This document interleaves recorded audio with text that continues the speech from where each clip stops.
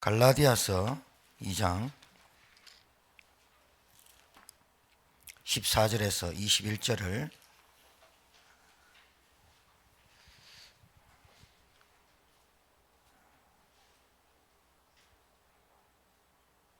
아, 16절에서 21절까지 우리 한 목소리로 합독하시겠습니다. 시작.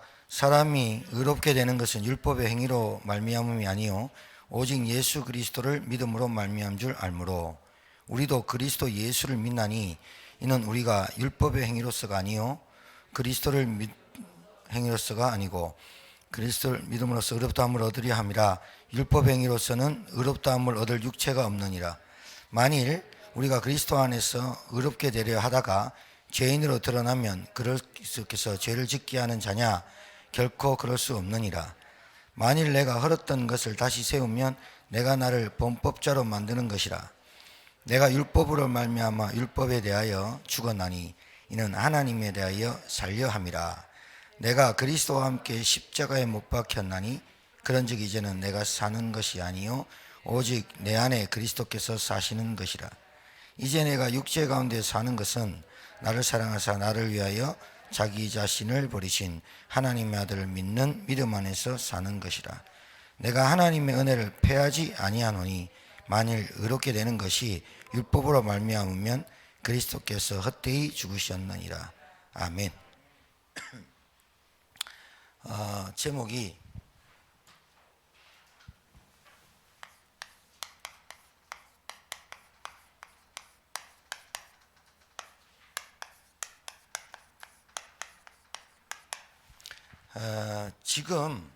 지금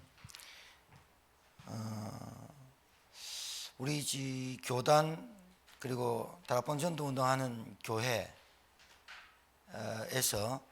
가장 많이 쓰는 단어가 복음, 그리스도, 기도 이런 것들이지만 각인이라는 단어가 굉장히 많이 쓰이죠.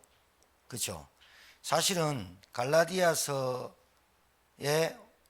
우리가 지금 2장을 보고 있는데 간단하게 말하면 바울이 대선배인 베드로를 많은 사람 앞에서 책망하게 된 그 원인이 사실은 베드로의 각인 때문입니다. 베드로의 각인이 그렇게 행동을 만들어낸 겁니다. 이방인들하고 식사하는 자리에 야고보 사도에게서 온 유대인들이 문을 열고 들이닥치니 외식하는 그 장면이 자기도 모르게 자신도 모르게 나와버리는 거예요. 나와버리는 거. 그걸 각인 뿌리 체질이라 그래요. 그러니까 문제 앞에서 우리가 나오는 행위, 현실 앞에서 우리가 생각하는 것들 각인된 거 나오지 없는 게 나오는 건 아니거든요. 그래서 여러분, 저는 이렇게 생각합니다.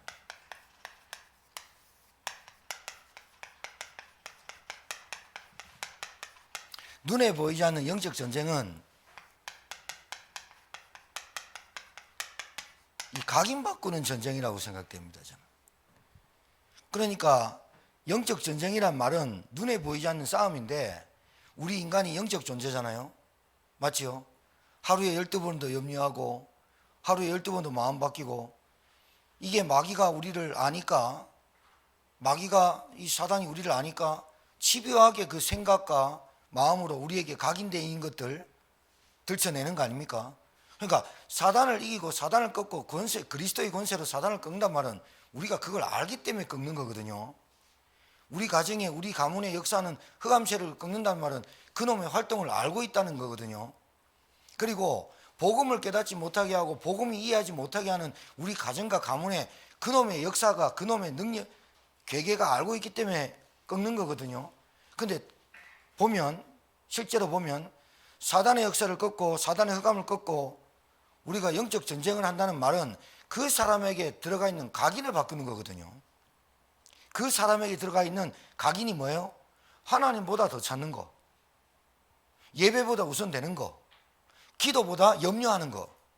사실은 저는 영적 전쟁을 각인 전쟁이라고 정의할 수 있다고 봐집니다. 왜? 우리가 하나님 떠났어. 그러니까 다른 거 아니잖아요. 유대인들, 뼛속까지 깊은 유대인들, 베드로 그 다음에 바나바, 뼛속까지 깊은 유대인들이 뭐를 그렇게 자랑하는 겁니까? 자기들은 선민이다. 선민이 뭐냐? 택한 백성이다. 이 사상에 붙잡혀 있는 거죠. 자, 그 다음에 하나님이 주신 율법. 다른 나라는, 다른 인간들은 율법을 받을 수 없는 짐승과도 같아. 하나님이 우리를 택하셔서 말씀을 주셨어. 여기에 대한 자부심 있는 것까지는 좋은데 그 율법을 행해야 돼. 이 율법을 행함으로 구원 얻을 수 있는 거야. 이렇게 또 나왔어요. 또 이것뿐만이 아니에요. 율법에서 유월절, 오순절, 수장절을 지켜라. 그리고 다섯 제사를 지켜라. 1년 1차 모든 남자는 하나님께 얼굴을 배워라. 이런 제사, 레위기 이런 것들 통해서 뭡니까? 행위, 제도, 그 다음에 항상 강조했던 전통. 그리고 이 사람들은 12지파의 혈통, 거기에만 붙잡혀 있었지 하나님이 우리에게 말씀을 주시고 하나님이 왜 우리 민족을 택하셨는지에 대한 거기에 대한 부분에 조금이라도 깨닫는 자가 있었다면 이방인들 구원받는 것은 우리도 구원받고 어떻게 이방인들에게 성령이 역사했지? 어떻게 성령이 임했지? 거기에 의문점을 달 이유가 없죠.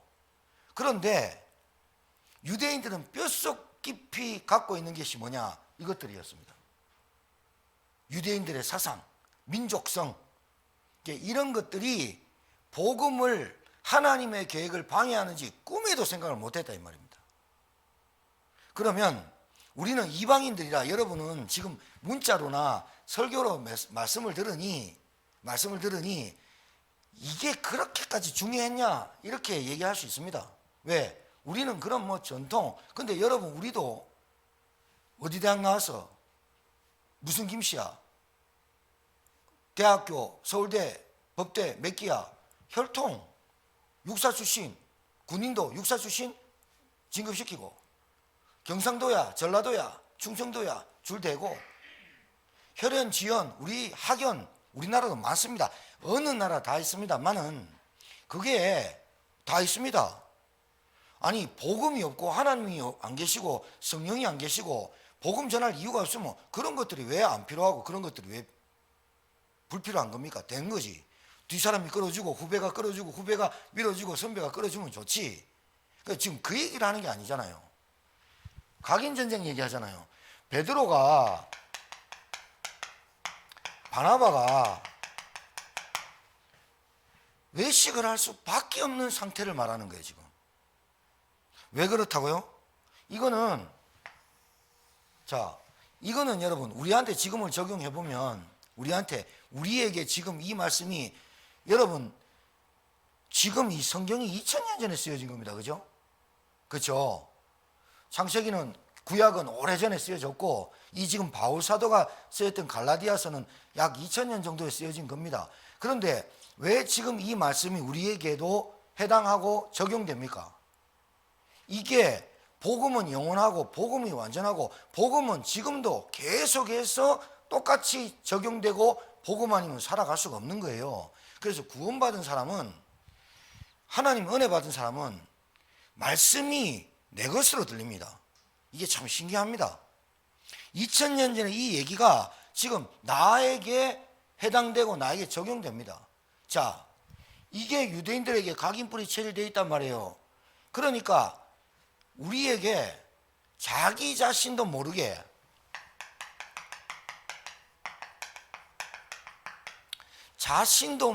드러나 버려요. 그런데 베드로가 벌떡일어나서 밥 먹을 때 바나바도 그렇게 하고 담임 목사도 그렇게 하고 벌떡일어나서 나간 게 뭐 그렇게 욕먹을 짓이라고 욕먹은 행동이라고 바울이 그런 많은 회중 앞에서 대선배인 베드로를 책망했느냐? 이건 드러나 있을 뿐이지 사실은 베드로와 바나바도 뼛속까지 깊은 유대인이 숨은 상태가 있단 말이에요. 자, 이게 뭐냐면 여러분도 모르는 사이에 드러난 문제에 좀 싸울 수도 있고 다툴 수도 있고 아니면 또 내가 염려하고 울 수도 있고 뭐 하는데, 그 사람의 우는 상태의 원인이 진짜 하나님의 소원을 가지고 우는 게 아니라, 구원 주셔서 감사한 눈물이 아니라 늘 상처에 매달리고 없어서 그렇고 원망하고 그래 슬퍼서 그것 때문에 운다면 그 사람은 정신문제죠. 아니, 질환에 가깝죠. 안 그렇겠습니까? 지금 이 얘기를 하자는 겁니다. 바울을 통해서 오늘 이 갈라디아 2장의 말씀을 가지고 우리가 다시 한번 이 상황을 들여다보자 이 말입니다. 그래서 2000년에 쓰였던 이 성경이 왜 우리에게 적용돼야 되고 왜 붙잡아야 되는지를 들여다봐야 되는 겁니다. 베드로가 하고 싶어서 벌떡 일어서 나간 게 아닙니다. 한번 들켜서 욕먹으면 되는데, 자기 자신에 숨어있는 게 뭐냐, 뼛속까지 갖고 있는 게 뭐냐, 이 사람들의 전통입니다. 어떻게 이방인들하고 식사를 할 수 있냐, 이방인들은 복음을 받을 수 없는 존재로 여겼다 이 말입니다. 그러니까 그 눈과 그 의식에 피해서 도망간 거예요. 결국은 바울이 뭘 깼냐, 네가 어떻게 그럴 수 있냐 하면서 근본적인 것을 드러냅니다. 사람이 행위로 율법을 지켜서 구원받을 수 있는 것이냐, 어찌 우리가 이 행위를 보여주면서 이방인들에게 실족시키고 이방인들의 구원의 바깥에 있다라고 여겨지게 만들 수 있느냐. 이 강력한 어조로 지금 갈라디아서에 바울이 베드로와 바나바를 책망하는 장면이 강력한 얘기예요. 이게 지금 사실은 문자로 봐서 그렇지, 그때 바울의 감정은 자기도 모르고 자기 자신도 모르는 그 격한 감정에 얼마나 이게 사건이 됐으면 동네가 다 시끄럽게 알았겠습니까? 나중에 베드로 전후서를 보면요, 베드로가 바울에게 책망받은 일이 있기로 그것을 인정하는 장면이 나와요. 참 감사한 일이죠. 베드로가 그 앞에서 이놈이 네 가지가 없는 놈이 어디서 새까맣게 적은 후배가 어떻게 들이대고 있어, 이렇게 했으면 난리 났을 낀데 베드로가 그때 상황에 그 말을 청종했다고 들었거든요. 참 이렇게 책망도 들을 사람의 어떤 그런 상태에도 중요하지만, 베드로가 그 말을 들을 때 뭘 깨달았겠습니까? 새카만 저놈이 나를 책망하네, 이렇게 들었겠습니까? 자기 숨은 상태를 딱 얘기하니까 아, 맞네 그 인정할 줄 알아야 되거든. 이게 내가 인정이 안 되면 드러난 문제는, 지금 여러분 사실은 중독 문제, 뭐 집착, 뭐 드러난 문제, 사건 사고, 뭐 다툼, 혈기, 뭐 이런 거 드러난 문제지, 실제로 그 사람에게 숨어있는 문제는 그 깊은 거 있잖아요. 숨어있는 문제, 영적 상태 얘기하는 거거든. 영적 상태. 그래서 여러분 뭐 간단하게 말씀드릴게요. 이 한 사람을 각인 바꾸는 사람이 중요합니다. 각인 바꾸는. 이게 바울이 다메섹에서 그리스도를 만나고 각인이 바뀐 겁니다. 자기가 지금까지 알았던 이거 전통, 자기가 알았던 그 율법, 자기가 지켰던 그런 어마어마한 제도, 자기가 그렇게도 알고 습득하고 내가 구원받기 위해서 몸부림쳤던 그런 것들이 그리스도 아니면 복음 아니면 안 된다. 다메섹에서 이 바울이 각인이 바뀌어버린 거예요. 그래 바뀌니까 즉시로 다메섹에서 복음이 증거될 수밖에 없는 거예요. 여러분, 왜 제가 자꾸 이렇게 메시지 쪽에서 우리 가정 얘기하고 제가 뭐 군대에서 있었던 체험된 얘기하고 이렇게 하냐면, 여러분이나 우리 가정이나 뭐 종이 한 장 차이입니다만은, 제가 우리 아버지하고 교회당 같이 가기 싫었어요. 좀 창피했어요. 왜냐하면 제가 우리 아버지를 같이 살잖아요. 원래부터 토요일까지 하시는 행동을 보고 자랐잖아요. 그러면서 술 좀 안 드시고 온 날에는 가족 전체 모아놓고 예배를 드려요. 한 3시간씩 2시간씩. 왜? 성경 전체를 읽어야 되니까. 그래놓고 또 그렇게 행해. 제가 어떻게 느끼겠어요? 야, 저걸 믿음이라 봅니까? 뭘 봅니까? 그런데다가 주일날 교회 가면 제가 옆에 앉아요. 아버님 양복 입고 넥타이 메고 주일날 교회 가면 눈을 일단 감아. 눈을 감고 신음소리를 내셔. 앓는 것도 아니고 아멘도 아닌 그런 행위를 해. 그러니까 제가 어린 마음에 그 옆에 딱 앉아 있는데, 진짜 쪽팔렸어요. 옆에 있는 아줌마 집사님이 아버지 어디 아프시나? 제가 변론해. 아버지가 몸살입니다. 초등학생이, 중학생이 그렇게 하는 내 자신이 싫었어요. 제가 왜 이 얘기를 하냐면 복음을 모르니까요. 제가 우리 아버지의 영적 상태와 영적인 문제를 모르니까 그게 자꾸 창피해요. 그리고 술 먹고 술 먹고 와가지고 교회 예배 드린다고 앉아있고 기도한다고 앉아있고, 워낙 아버지가 하나님을 두려워하는 존재인지라, 우리 아버지가 하나님을 두려운 존재로 아는지라, 왜 하는 것마다 망하니까 하나님께 똑바로는 살아야 되겠고, 그래 안 되니까 사찰집사로 들어왔다니까요. 사찰집사 알아요? 교회 관리하고 문 따주고 새벽기도 불 켜놓고 청소하고 하는 게 사찰집사. 안 되니까 다 포기하고 사찰집사로 들어왔다니까요. 그런데도 안 돼요. 그런데도 안 돼요. 장로랑 싸우고 목사님이랑 싸우고 안 되는 거예요. 상태가 안 바뀌어. 그러니까 얼마나 쪽팔려요. 목사들 3명 있는데 저하고 싸웠다니까요. 왜냐하면 나는 있잖아요, 자격지심이 계속 드는 거야. 열등감에 빠지는 거야. 저것들이 나를 무시하는 거야. 왜? 우리 아버지가 사찰이니까. 이런 것들이 은연중에 내 속에 들어와 가지고요, 아버지랑 교회 가고 아버지 사찰 집사라는 게 얼마나 쪽팔린지 몰랐어요. 그러니까 복음이란 걸 모르니까, 우리 아버지가 그렇게 할 수밖에 없는 걸 모르니, 어렸을 때 복음을 들어봤겠습니까? 그렇게 할 수밖에 없는 걸 모르니 계속 뭐만 나오냐, 내 속에 원망, 쪽팔림, 부끄러움, 자격지심, 열등감. 그게 똘똘 뭉쳐가지고 교회 장로 아들이나 목사 아들이 나를 보는 눈빛이 조금 무시했다, 돌 던져가 대할 깨뿐해. 뒤에 쫓아가 옆구리 쳐버리고. 왜? 무시한다고. 무시도 안 했는데 왜 이런 증상이, 왜 이런 게 인간에게 계속 드러나냐? 복음이란 걸 모르니까 저 사람이 왜 저렇게 될 수밖에 없는 근본적인 영적인 문제와 영적 상태를 모르니까 니 왜 그렇게 행동하노? 니와 안 되노? 계속 이렇게만 얘기했었다니까. 그게 율법이잖아요. 아니 누가 그러고 싶습니까? 그래야 안 되는데. 신앙생활이 형식적으로 사는데 그게 그렇게 안 돼. 복음이 들립니까? 안 들리는데. 복음 이해됐다는 말은 하늘에 별을 딴 겁니다, 여러분. 내가 너를 별을 따줄게. 그게 아니라 복음 깨달았다는, 여러분이 구원받았다는 건 하늘에 별 딴 거예요. 너희가 하늘에 별과 같이 빛나리라. 별 딴 거라니까요. 그만큼 은혜고 그만큼 어려운 거예요, 구원받는 게.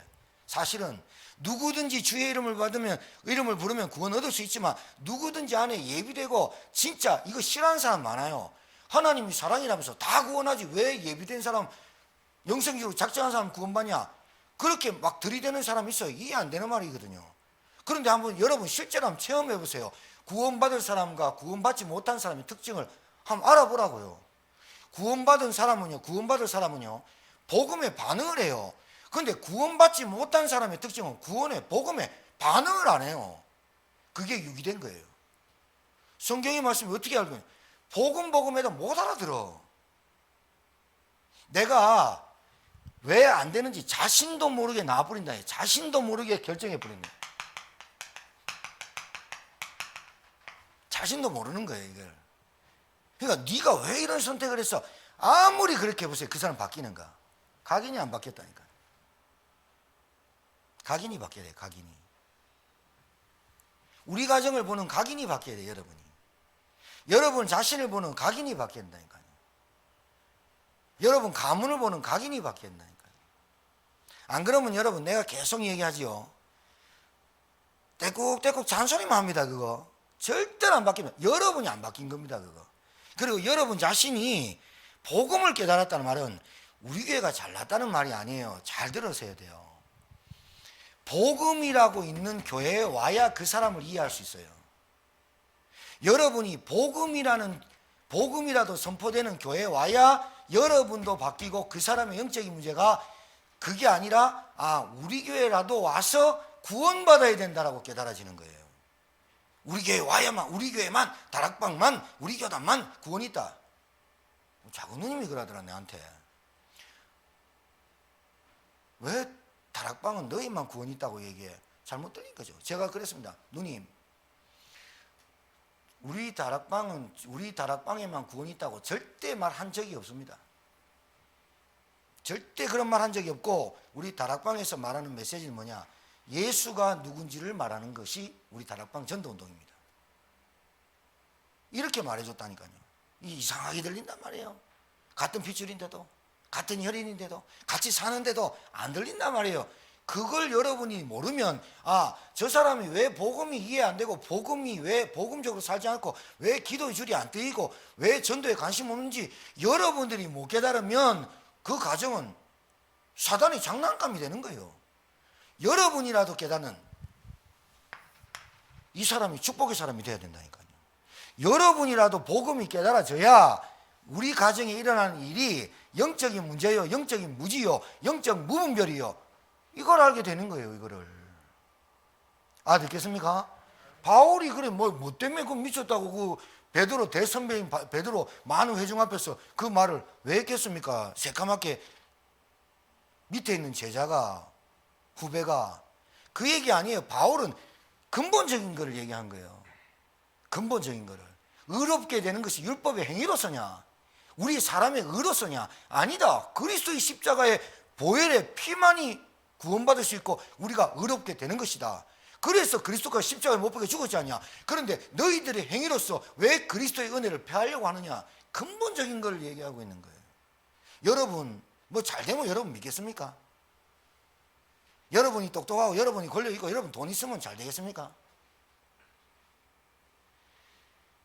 여러분은 똑똑한데 남편이나, 여러분 똑똑한데 부인이나 자식이나, 그거 하나 바라보면서도 여러분이 겸손하게 그리스도 붙잡으라고 하는 겁니다. 안 그러면 여러분은 절대로 그리스도 고백할 사람들이 아니라서요. 저와 여러분이. 다른 사람 신경 쓰지 말고 나 다른 교회 신경 쓰지 말고 나 내가 그리스도 아니면 교만이 쩔 사람이에요. 교만이 쩔 사람. 나에게 그리스도로 체험시키기 위해서 많은 우리 가정의 과정과 문제와 어떤 그런 부분을 통해서 나에게 그리스도 앞에, 십자가 앞에 복음의 위대함을 하나님 깨닫게 하는 과정이지, 그게 나를 막 하나님 때리고 집 밟고 그래가지고 막 복음을 집어넣는 하나님이 아니라 이 말이에요. 복음 가기.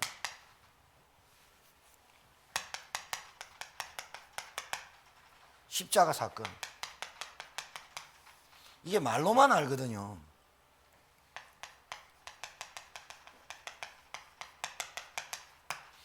왜 예수가 그리스도 이해만 되느냐?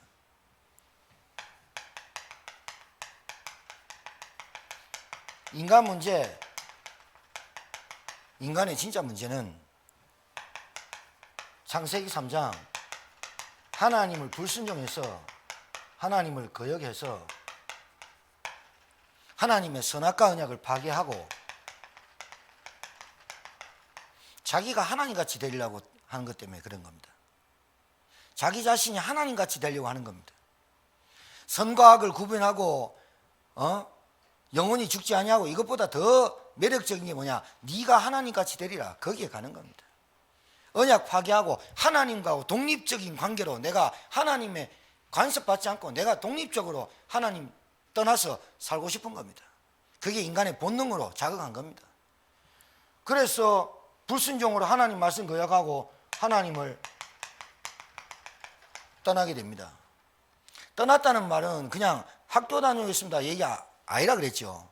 하나님을 떠난 인간은 단절됐다니까요. 하나님의 모든 축복과 단절된 거예요. 나무 뿌리가 비뚱해서 잘려버린 게 아니라 뿌리가 뽑혀버린 거예요. 물고기가 물 떠나버린 거예요. 죽은 거예요. 에베소서 2장 1절에 영혼이 반쯤 죽었다. 죽었는 놈이 뭔 말이 있어요. 죽었다니. 영이 죽어버린 거예요. 그래서 인간이 하나님을 불순종한 게 죄입니다. 다른 게 죄가 아니고. 그래서 인간은 이 죄를 피해갈 수 없는 거예요. 그래서 저주받는 거예요. 맨날 교회 다니면서 회개하고 교회 다니면서 금식기도 하고 내 죄가 얼마나 큰지 막 계속 하나님을 얼마나 못되게 만드는지 몰라요. 인간이. 하나님이 사랑이라면서 그렇게도 고생시키고 고통 속에 빠뜨리는 분처럼 만드는 인간 스스로가 그렇게 만들죠.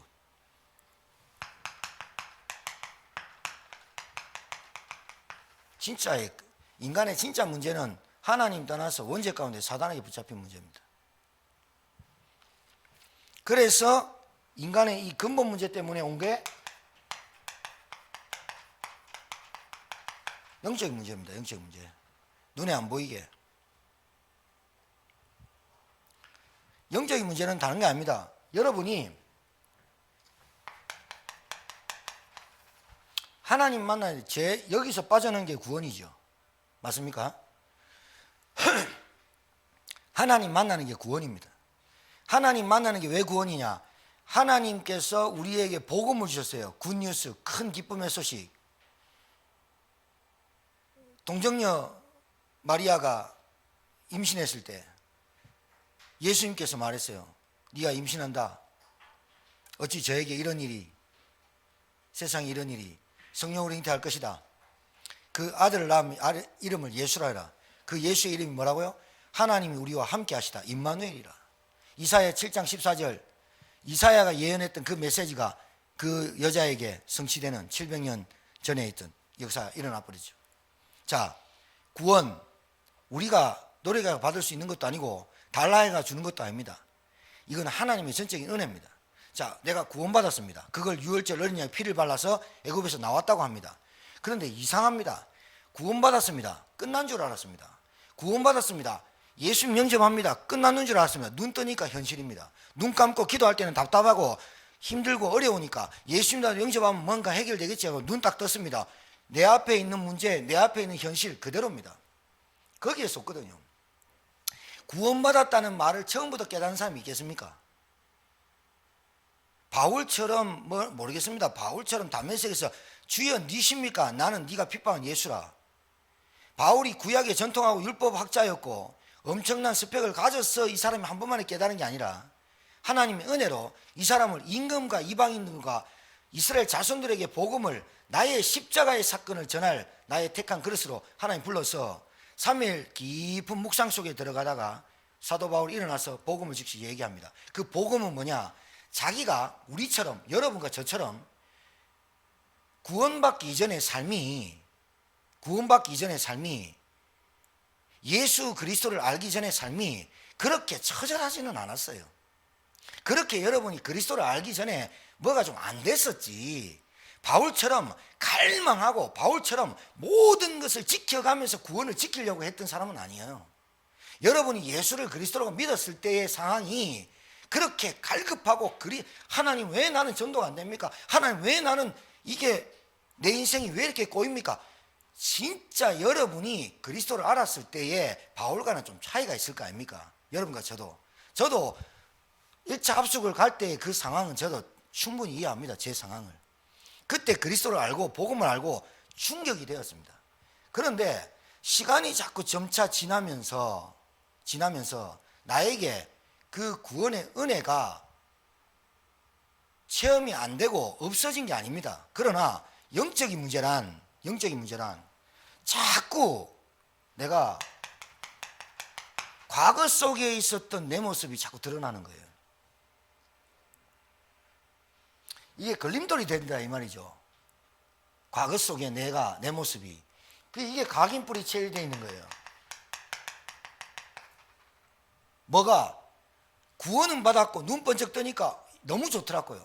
그래서 진짜 합숙에서부터 은혜 받아가지고 나와가지고 막 전도운동하고 직장 다니면서 다락방도 하고 막 했어요. 좋았어요. 그런데 나에게 이 과거에 각인뿔이 체질되어 있던 체질, 뿌리 이런 것들이 자꾸 나오는데 또 염려하기 시작하는 거예요. 꼭 이런 거와 같죠.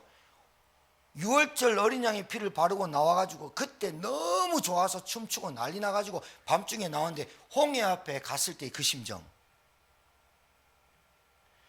그러니까 내 과거가, 내 옛 체질이, 내 이 상처가 또 나오는 거예요. 사단이 구원받는 거는 못 말리는데 구원받은 다음에 자꾸 우리에게 뭘 못하게 하느냐? 복음으로 각인이 바뀌어서 내가 인생을 살아가지 못하도록 만드는 거 아닙니까? 그렇죠? 영접은 돼요. 제가 말하는 건 알아들으셔야 돼요.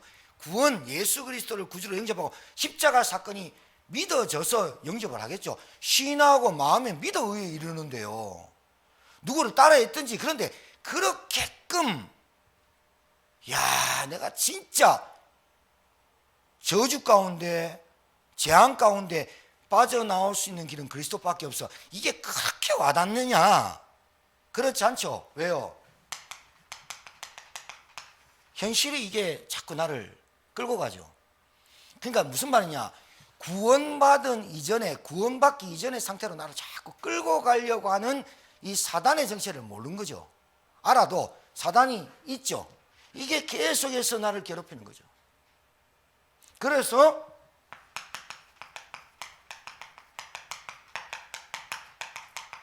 집착되는 거예요. 과거의 나로 화가 나거나 뭔 일이 터지거나 현실이나 상황이 언제 터지면 또 과거의 나로, 그리스도 알기 이전에 나로 자꾸 돌아가려고. 누가? 내가 돌아가고 싶어서 돌아가는 게 아니라 자신도 모르게 돌아가고 있는 그 영적 문제를 얘기하는 거예요. 자신도 모르게 하나님이 그리스도를 십자가의 사건에서 다 이뤘다는 말보다 내가 자꾸 돌아가려고 하는 관성의 법칙이라고 합니까? 이렇게 가는 거예요. 그러니까 여러분, 이 각인 바뀌어야 돼요. 각인. 제가 말씀드리는 복음 각인. 알아듣기만 해도 바뀌어요. 이거는 깨닫게 되길 주의 이름 축복합니다. 알아듣기만 해도 바뀌어요. 그게 각인 바뀌라는 거구나. 내가 빠져나왔는데 자꾸 뭐라고 그래요? 다시 돌아가자는 거예요. 그게 이제 충격이 안 됐다는 말이 아니라 각인이 진짜로 많이 안 바뀐 거예요. 그리고 내게 있는 뿌리 체질이 자꾸 안 바뀌고 자꾸 나오는 거예요. 뭐가? 염려, 불안, 대책, 인본주의, 두려움, 걱정, 이런 것들이 계속해서 나오는 거예요. 그래서 제가 말씀드리지 않습니까? 영적 전쟁은 각인 전쟁과 같다.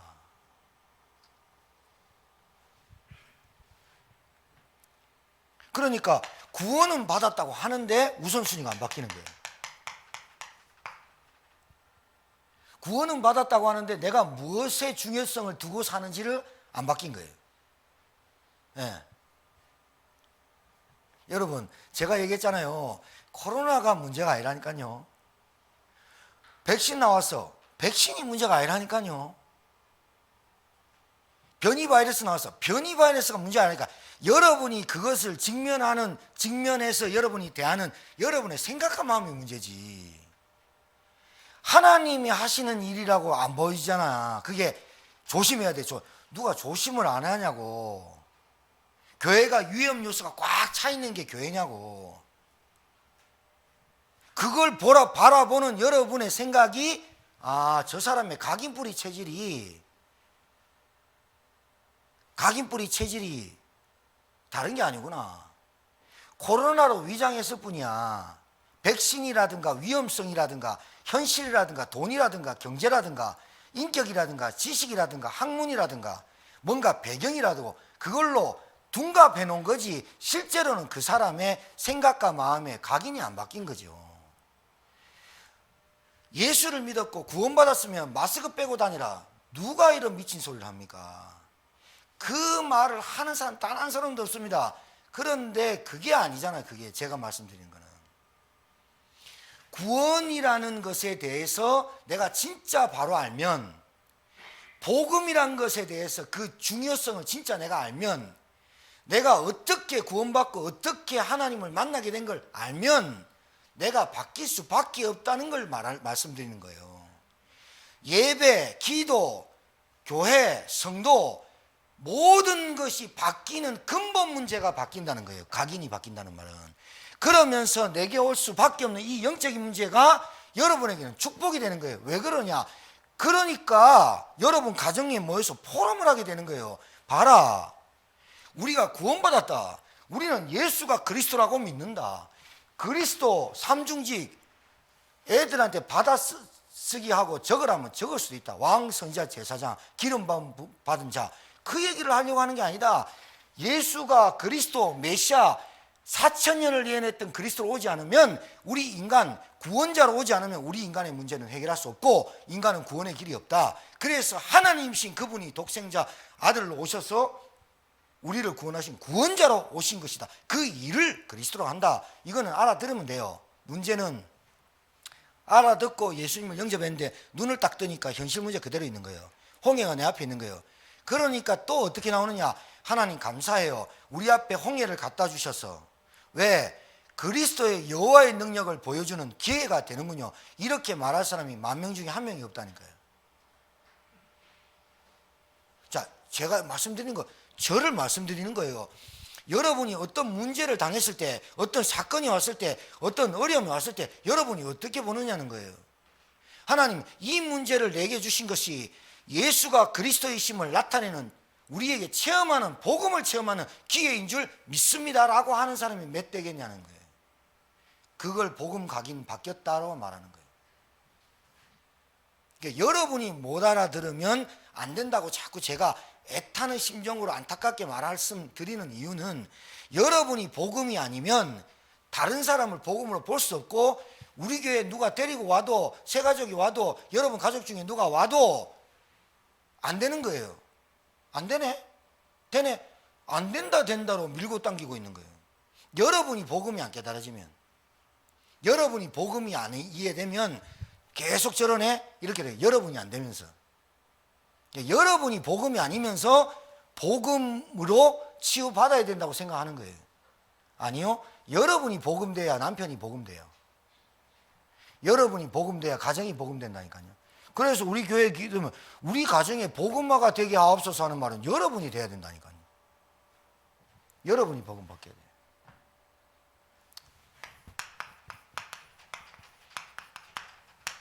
자, 기도가 왜 안 바뀌는 줄 아십니까? 간단합니다.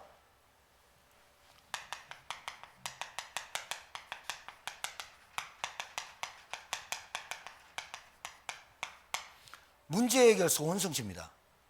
기도가 왜 안 바뀌느냐? 계속 예수 그리스도 이름을 가지고 계속 문제 해결을 위합니다. 예수 그리스도를 가지고 계속 질병 해결, 우리 자녀 해결, 우리 가정의 경제 해결, 예수 그리스도를 가지고 계속 거기다 기도 각인돼 버려요. 우리는 그렇게 배웠거든.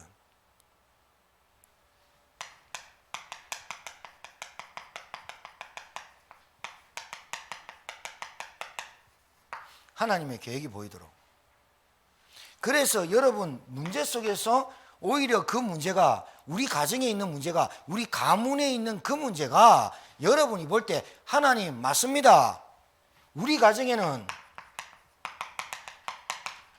오직 복음돼야 되겠습니다 라고 하는 기도가 각인 바뀌게 돼요. 바뀌게 될 줄 믿습니다. 예, 여러분 이게 중요합니다.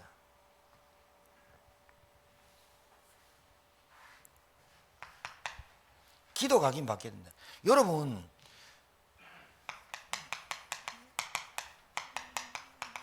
진정한 감사,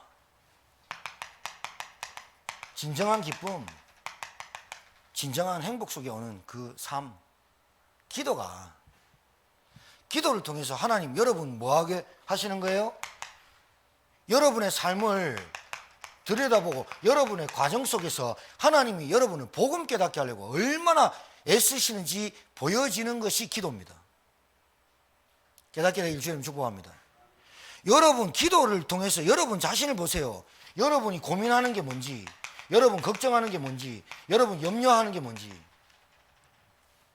요즘요 시대가 어떻게 바뀌냐? 주식해라, 주권, 증권에 투자해라, 주식해라. 지금 전 우리나라 사람들에서 지금 계속 대유행이 뭐냐? 코로나보다 더 유행이 뭐냐? 주식해라. 20대 30대가 영원까지 끌어모아가지고 1조 투자하고, 개미들은 계속 죽어나가요. 계속 죽어나가는 것이 주식들이에요. 하지 말라는 거 아니에요. 여러분 공부하려면 해보세요. 하셔가지고 좋은 성과도 거두길 바라는데, 문제는 거기 있어요. 여러분이 주식을 배우고 이렇게 하면 경제 흐름도 알고 정치 흐름도 알고 문화 흐름도 알아요. 흑암 경제가 어떻게 돌아가는지 다 알아요. 그 위에 있는 놈들이 어떻게 조작해갖고 갑자기 확 아무것도 아닌 주식을 막 해갖고 신문 방송 막 때려요. 그래서 주식 조금 올려놔요.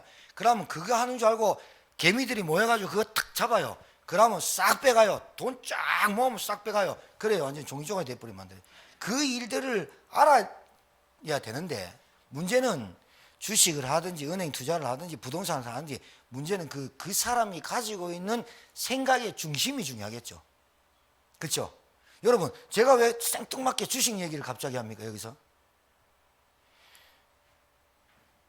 여러분의 삶 속에서 가장 괴롭게 하는 게 남편이고 어렵고 뭐 이래 하지만 실질적으로는 돈입니다. 실질적으로는 돈 때문에 의리 상하고 혈연지연 파괴시키고, 돈 때문에 사람 죽이고, 돈 때문에 사람 속이고 다 그럽니다. 아, 우리 집에는 그런 거 없는데요. 안 그런 것 같아도 99%가 거의 경제에 묶여 있습니다.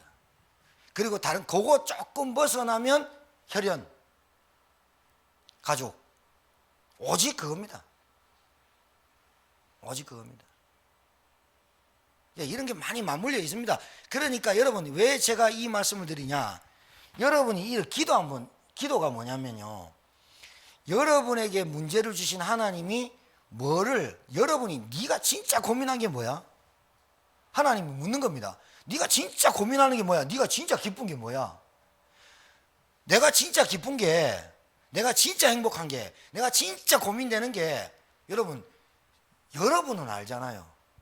하나님도 알고 사단도 알잖아요. 그러니까 사단이 영적 문제 계속 걸고 넘어지잖아요.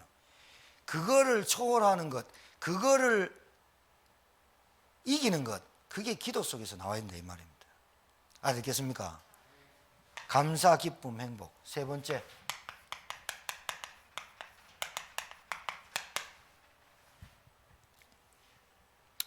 여러분 전도해야 돼. 전도에 축복받아. 너희 집에 말씀운동 해야 된다. 네 다락방 몇 군데 뛰어야 사역자다. 그거 아닙니다. 하나님 잘 들어보세요. 전도 각인이란 계속해서 말씀이 내게 확인되는 겁니다. 주일날 간다는 말씀 가지고 하나님의 은혜를 폐하지 말라. 그럼 내가 하나님의 은혜를 폐하는 것들이 뭘까? 아, 영적 무지라 하시더라. 못 알아들어도 목사님이 그렇게 가더라 하면서, 천국이 있다 가더라, 지옥이 있다 가더라 해도 말씀이 내게 확인되는 겁니다. 아, 영적 무지가 죄라 했다. 죄가 뭐냐? 하나님을 없다고 하나님을 안 믿는 게 죄라 했다. 그러니까 복음이 안 깨달아지는 것도 죄라고 할 수 있구나.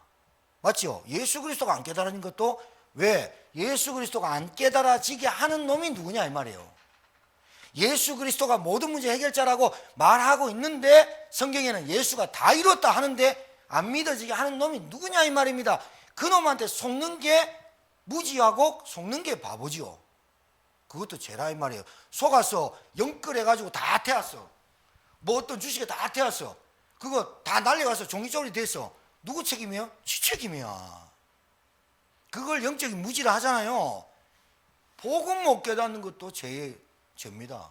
그러면 자, 전도는 뭐냐? 내 머릿속에 말씀이 자꾸 확인됩니다. 이번 주에 하나님의 은혜를 폐하지 말라. 내가 지금 먹고 사는 것 때문에, 내가 어떤 환경 때문에, 내가 어떤 상황 때문에 이러지도 저러지도 못하는 나의 영적 상태, 그 영적 무지로 온 겁니다. 아, 여기서 빨리 벗어나야 된다, 탈피해야 된다. 이것이 확인될 때 여러분의 생각만 바뀌는 거예요. 체험돼야 되잖아요. 여러분, TV나 유튜브에서 무슨 연예인들이 나와서 간증하는 거 있죠. 뭐 동료기도 간증할 수 있고 죄인도 간증하죠. 간증 들을 때 되게 은혜되고 돼요. 근데 그 사람만의 체험을 나와 같이 만들려고 하는 것이 때문에 불건전 신비주의나 이상한 것들이 나오는 겁니다. 나에게는 무슨 체험이 있어야 됩니까? 말씀이 내게 체험되어야 되죠. 가장 바른 거, 가장 중요한 거, 말씀이 내게 확인되는 거. 그래서 이 말씀이 내게 확인 체험되니까 내가 그 말씀이 어떻게 해요? 저 사람에게 성취되도록 기도하게 되어 있는 게 전도예요. 맞습니까? 이렇게 되는 겁니다. 그래서 여러분의 생각에 전도 각인이란 말은 여러분이 도전해 보세요. 실현해 봐야 돼요.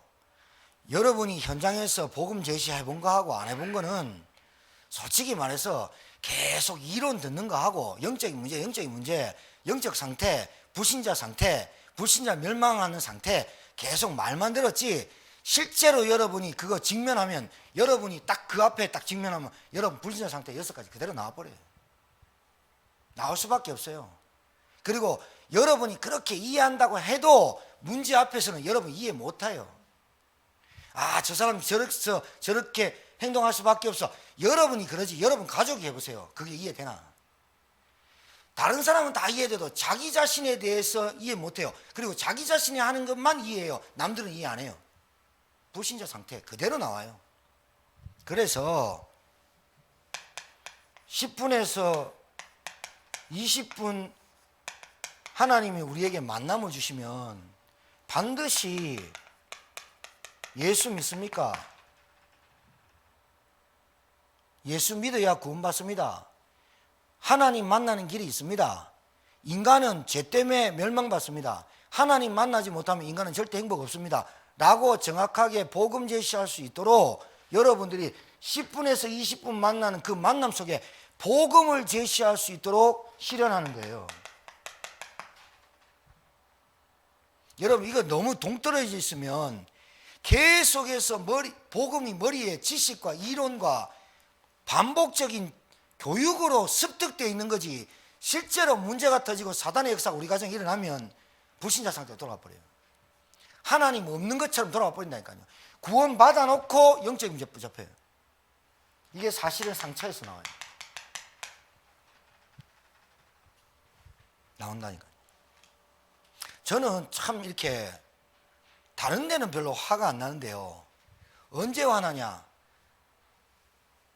뒤에서 운전하는 사람이나 앞에서 운전하는 사람이 까짝거릴 때, 뒤에서 막 빵빵거리고 라이트 막 박박 켜고 막 비키라고 막 오만상 부릴 때, 그리고 앞에서 칼치기 하면서 막 위협 운전 줄 때 저 끝까지 따라가 가지고요 톨게이트 내하고 상관없이 빠져나가고 그놈 잡았습니다. 옛날에. 그래가 막 그것 때문에요 막 경찰가 오고 막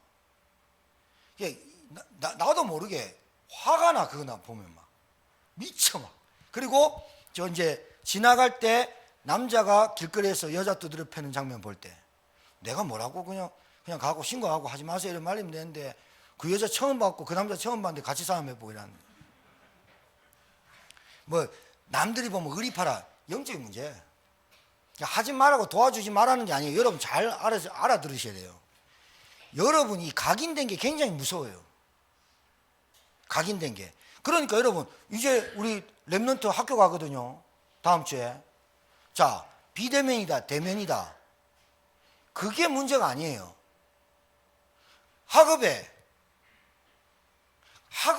이제 비대면일 때는 혼자 공부하니까 별로 그런 거 없었어요. 근데 대면이니까 애들을 만나야 되죠.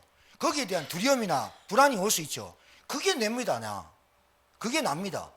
학업에 늘 눌리고 공부하는데 늘 산만하고 집중이 안 되는 거 그게 납니다. 그래서 큰 임팩트도 좀 만들고 좀 성적이라도 잘 나와보게 만들려고 하는 게 그게 나지. 안 그래요? 새로운 사람 만나려는데 좀 두렵기도 하고 그리고 비대면 했다가 대면하니까 어떤 일이 벌어지느냐 그럴 수도 있죠. 그런데 아닌 척 하는 게 납니까? 나는 산만해. 나는 안 그래. 그런데 공부 뭐 하는데 그게 납니까? 문제 앞에서 조연한 것 같아.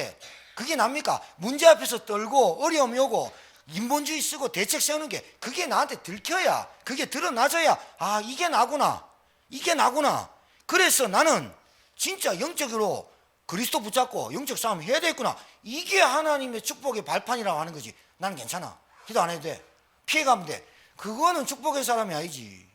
아니 축복의 사람이라기보다는 그 사람은 피해 다니는 사람이지. 결국은 그 사람 문제 오면 터지지 또. 그게 절대로 그렇지 않습니다. 여러분 전도가요. 계속 전도하자. 전도를 우리 보고 죽도록 하라는 게 아닙니다. 말씀이 여러분에게 성취되면, 말씀이 확인이 되면, 말씀이 자꾸 체험되면, 뭐 3월 2일날 뭐 이존사도 뭐 앞으로 그쪽 어린이집에서 불러서 나가게 된다는데 새로운 시간표가 또 오지요. 그때 어떻게 됩니까? 두렵죠. 그러니까 하나님이 아브라함 쳐서 아브라함아 두려워하지 마라, 그 얘기하는 거 아닙니까? 두려워하니까 그게 납니다. 실체가. 그 두려워할 때 우리에게 어떤 일이 벌어져야 되냐, 어떤 우리에게 상태가 변해야 되냐. 아, 그래, 우리는 두렵구나, 나는 두려워하는구나, 나는 이런 부분에 산만하구나, 나는 이런 부분에 좀 집중력이 없구나, 나는 이런 부분에 의지가 없구나, 내가 뭐 동력이 뭐 10몇 킬로 뺐는데 그 살을 뺀 동기를 내가 좀 의심스러워. 왜 제가 또 갑자기 저러지? 그래, 내가 내 지레 짐작이 건데 새로운 대상을 만난 것 같아. 근데 걔가 좀 날씬하고 키가 큰 것 같아. 벌써 카톡에 올려놨어. 좀 방송스럽게 좀 천천히 올리지. 그 버튼 올려놔가지고. 근데 동기, 내 생각에 그런 거야. 자가 갑자기 살을 12kg, 13kg를 빼는 이유가 뭘까? 복음 때문일까? 근데 나는 그게 답이 안 나오더라고. 전도 때문일까? 기도하다 보니까 내가 너무 둔하고 너무 사람이 뚱뚱하고 이러니까 볼품이 없어서 내가 이게 몸을 만들어서 전도는 쓰면, 그런 답이 우리에게 솔직히 안 나오죠. 제가 말씀드린 이 부분이 여러분에게 어떻게 받아들일지 모르겠습니다. 여러분 진짜 우리 가족이 부끄럽고 쪽팔립니까? 여러분부터 치유받아야 됩니다. 여러분이 무엇을 하기 위한 동기가 뭡니까? 이 말입니다. 돈을 버는 동기, 우리 가정을 내가 살리는 동기, 모든 동기가 어디에 하나님하고 맞아야 되냐 이 말입니다. 그것이 각인이 바뀌어야만 되어지는 겁니다. 안 그렇겠어요? 안 그렇겠냐고. 아닌 척하고 안 아픈 척하고 괜찮은 척하고, 그게 더 나쁜 거예요. 그러면 다 계속 문제 터지라 그 말이야. 문제가 터져도 괜찮을 정도로 여러분이 복음이 확실해야 된다 이 말입니다.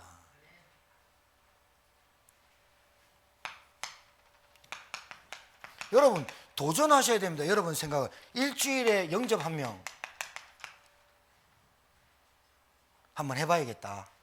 한번 해봐야 되겠는 게 아니라 내 속에서 그 속에 그 기도가 되어지는 사람이 되어야 되겠다. 네 번째, 한 달에 1명 나하고 예배 드릴 수 있도록 해야 되겠다. 교회화 한번 시켜봐야 되겠다.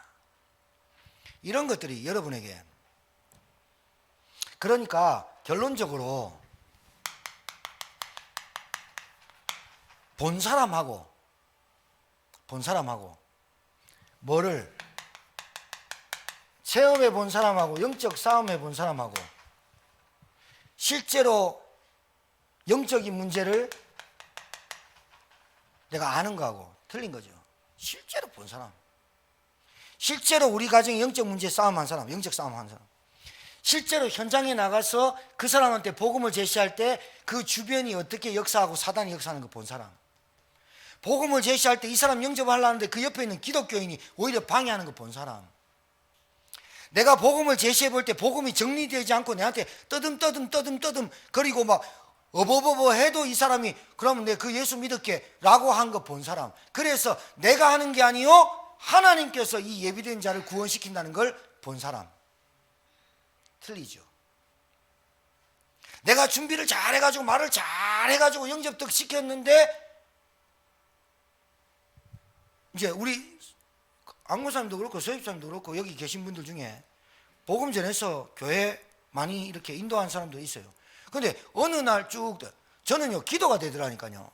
무슨 기도가 되냐, 아 서집사님이 저 실망 안 해야 될 건데, 왜냐 그 시간표가 지나고 자기 자신을 돌아보면서 아 내가 다메섹의 3년의 시간표, 내가 뭔가 3일의 시간표 속에 들어가는 그런 시간표라면 되게 좋은 건데 왜 다 떨어져 나갔지? 이게 무슨 책임이지? 이게 왜 무슨 이유지? 이렇게 하다가 본인이 실족돼.